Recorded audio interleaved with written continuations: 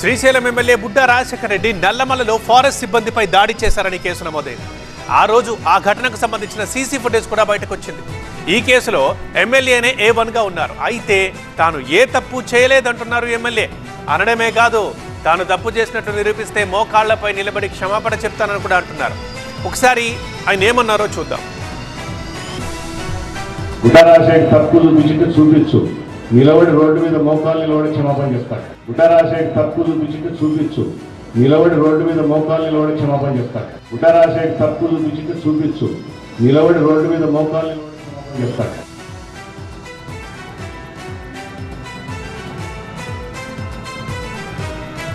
ఇటు చూస్తే CC footage కనిపిస్తోంది, అటు చూస్తే ఎమ్మెల్యే తాను తప్పు చేయలేదంటున్నారు. మరి నల్లమలలో ఏం జరిగిందో నిరూపించాల్సిన బాధ్యత ఎవరిది? ఫారెస్ట్ అధికారులు చూపించే సాక్ష్యాలేంటి? పోలీసు విచారణ ఎంత దాకా వచ్చింది? తన తప్పు నిరూపిస్తే మోకాళ్లపై నిలబడి క్షమాపణ చెప్తా అని ఎమ్మెల్యే సవాల్ చేస్తున్నారంటే ఆ రోజు ఏం జరగలేదనుకోవాలా? మా వాళ్లపై దాడి జరిగిందని చెప్తున్న ఫారెస్ట్ అధికారులు చెప్తోంది అబద్ధం అనుకోవాలా? అంతకంతకు ముదురుతున్న ఈ వివాదంలో నిజాలు ఎప్పుడు తేలతాయి చూడాలి.